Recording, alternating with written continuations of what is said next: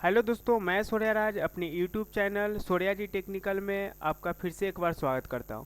दोस्तों, आज मैं आपको बताऊंगा कि बाढ़ आपदा के कारण यानी बाढ़ से जो भी पशु, जैसे कि मैं आपको बता दूं कि गाय, भैंस, बैल, घोड़ा, भेड़, बकरी इत्यादि जो बाढ़ के कारण उनका मृत्यु हो गया है।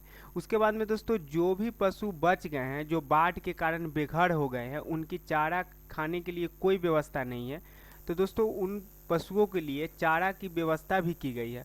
तो दोस्तों मैं आपको बता दूं कि बिहार सरकार की तरफ से एक बहुत बड़ा अपडेट निकल कर आया है, जिसमें बताया गया है कि जो भी पशु बाढ़ के कारण मृत्यु हो गई है, तो दोस्तों उन्हें सरकार की तरफ से अनुदान दिया जाएगा। उसके बाद में दोस्तों जो पशु बच गए हैं, जो बाढ़ के कारण बेघर हो गए हैं, उन्हें चारा खाने के लिए कोई व्यवस्था नहीं है, तो दोस्तों उनको भी चारा के लिए सरकार की तरफ से व्यवस्था की गई है। तो दोस्तों मैं आपको इस वीडियो में पूरा डिटेल में बताऊंगा कि इसमें कितना आपको अनुदान दिया जाएगा और किस प्रकार से आपको अनुदान दिया जाएगा, और जो पशु बच गए हैं उन्हें किस प्रकार से चारा की व्यवस्था की गई है। दोस्तों इसकी सारी जानकारी मैं आपको इस वीडियो में डिटेल में बताऊंगा। तो दोस्तों वीडियो को पूरा लास्ट तक देखें। दोस्तों आपसे मेरा एक रिक्वेस्ट है कि अगर इस चैनल को आप पहली बार देख रहे हो तो इस चैनल को सब्सक्राइब कर लीजिए और साथ ही बेल वाले आइकन को प्रेस कर ऑल नोटिफिकेशन को ऑन कर लीजिए। दोस्तों इससे क्या होगा कि अगर इस चैनल पर जो भी इस तरह की नया अपडेट आएगा, इसका नोटिफिकेशन सही समय पर आप तक पहुँच सके और आपको एक सही जानकारी मिल सके। तो दोस्तों हम वीडियो को शुरू करते हैं। दोस्तों मैं आपको एक छोटा सा पेपर कटिंग बता रहा हूँ, जिसमें बताया गया है कि पशु एवं मत्स्य संसाधन विभाग। उसके बाद में दोस्तों यहाँ साफ तौर से बोला गया है कि बाढ़ आपदा के कारण पशु मृत्यु होने पर सहाय अनुदान की व्यवस्था एवं चारा वितरण की प्रक्रिया। उसके बाद में दोस्तों यहाँ पे बोला गया है कि प्राकृतिक आपदा एवं राज्य सरकार द्वारा अधिसूचित स्थानीय आपदाओं में पशुपालकों के पशुओं की मृत्यु की स्थिति में सरकार द्वारा सहाय अनुदान दिए जाने की प्रावधान है। उसके बाद में दोस्तों यहाँ पे बोला गया है कि सहाय अनुदान के दावा एवं भुगतान की प्रक्रिया तथा दर निम्नवत है। उसके बाद में दोस्तों यहाँ पे कंटेंट जो बताया गया है, जो प्रक्रिया इसमें बताया गया है आवेदन के भुगतान के बारे में, दोस्तों मैं आपको बताता हूँ। दोस्तों यहाँ पे बोला गया है कि आवेदन एवं भुगतान की प्रक्रिया जो फर्स्ट में बताया गया है कि पशु मृत्यु के कारण पश्चात अगर शव प्राप्त हो, यानी कि दोस्तों आपको मृत्यु पशु को हो गई है और वो उसका शव यानी कि उसकी मृत्यु का जो बॉडी है वो आपको होना चाहिए। उसके बाद में यहाँ पे क में बोला गया है पशुपालक द्वारा निकटतम पशु चिकित्सा पदाधिकारी को सूचना दिया जाएगा तथा विविध प्रपत्र क में आवेदन दिया जाएगा।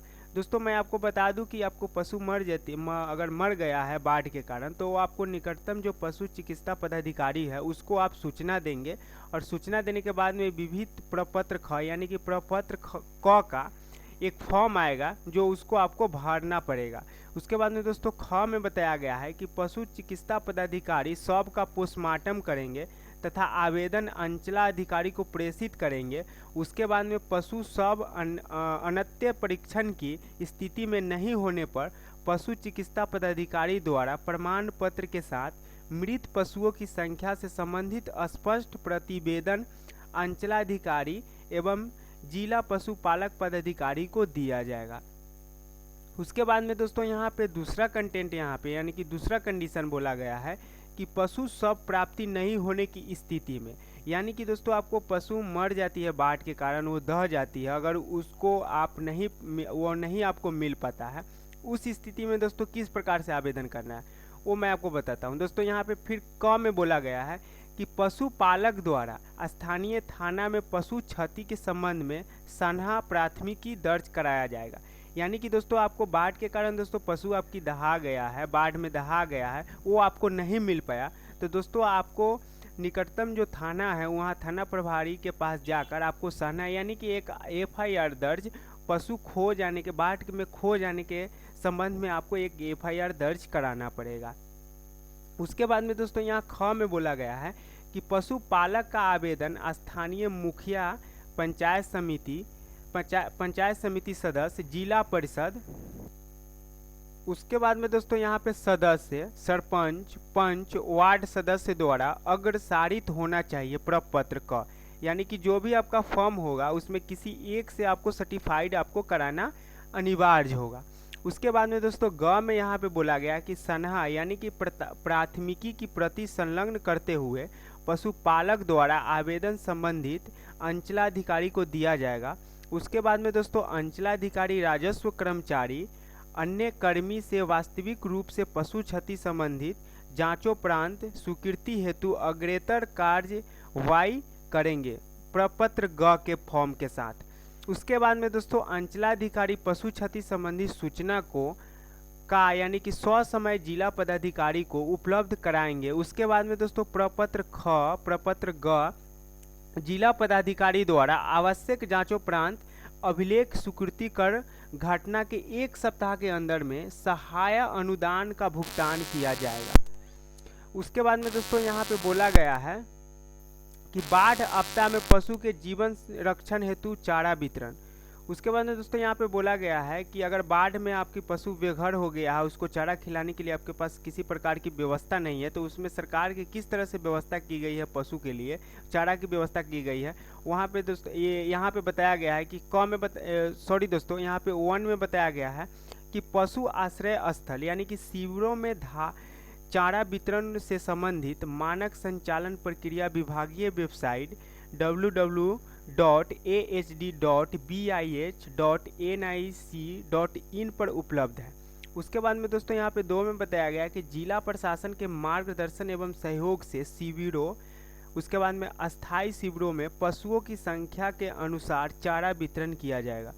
उसके बाद में दोस्तों यहाँ पे टिप्पणी जो बताया गया है, विविध प्रपत्र क, ख एवं ग तथा विस्तृत मानक संचालन प्रक्रिया विभागीय वेबसाइट www.asd.bih.nic.in यानी कि जिला पशु पालन कार्यालय एवं भ्रमणशील पशु चिकित्सा पदाधिकारी प्रखंड पशुपालन पदाधिकारी के कार्यालय में उपलब्ध है। उसके बाद में दोस्तों दूसरा कंटेंट यहाँ पे बताया गया है कि आवेदन में वंचित विवरण यथा नाम, पता, मोबाइल नंबर, आधार नंबर, मृत पशु से संबंधित विवरण, मृत्यु के कारण तथा बैंक खाता का ब्यौरा इत्यादि अंकित करना आवश्यक होगा।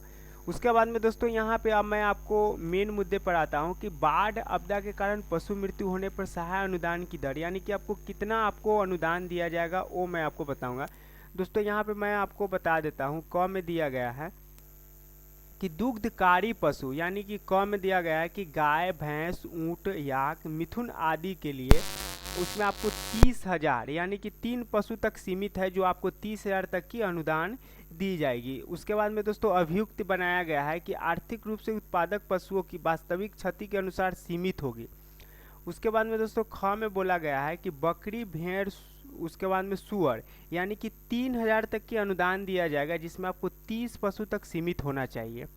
उसके बाद में दोस्तों भारवाही पशु, जैसे कि मैं आपको बता दूं बैल, ऊँट, घोड़ा आदि के लिए आपको 25,000 तक की अनुदान दिया जाएगा, जिसमें आपको 3 पशु तक ही सीमित होनी चाहिए। उसके बाद में दोस्तों ख में यहाँ पे बताया गया है कि बछड़ा, खच्चर, गदहा, टटूहू यानी कि आपको 16,000 तक की अनुदान दी जाएगी, जिसमें आपको 6 पशु तक सीमित होनी चाहिए। उसके बाद में पोल्ट्री यानी कि पोल्ट्री फार्म में जो भी पशु पाई जाती है उसके लिए दोस्तों आपको 50 रुपये तक की अनुदान, यानी कि एक जानवर के लिए आपको 50 रुपया दिया जाएगा। अधिकतम सीमा यानी कि 5,000 रुपये तक होगा। उसके बाद में दोस्तों अभियुक्त में यहाँ दूसरा में बताया है कि किसी अन्य सरकारी योजना से प्राप्त होने वाली सहायता यथा एवियन इन्फ्लुएंजा से पक्षियों की मृत्यु या अन्य बीमारियों से मृत्यु की स्थिति में यह सहायता अनुदान दे नहीं होगा।